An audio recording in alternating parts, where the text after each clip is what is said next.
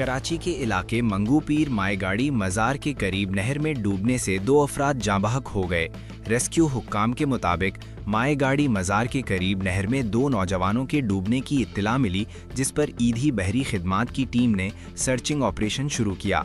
Searching के दौरान डूबने वाले दोनों नौजवानों की लाशें निकाल ली गईं, जो ईदी एम्बुलेंस के जरिए करीबी थाने भेजी गईं। जाँ बहक होने वालों की शनाख्त 22 साला जमील विल्द मोहम्मद अली जबकि 20 साला नौजवान की शनाख्त नहीं हो सकी। वाज़ेह रहे कि नौजवानों के नहर में डूबने की वजह ताहाल सामने नहीं आ सकी, ताहम पुलिस तहकीकात कर रही है।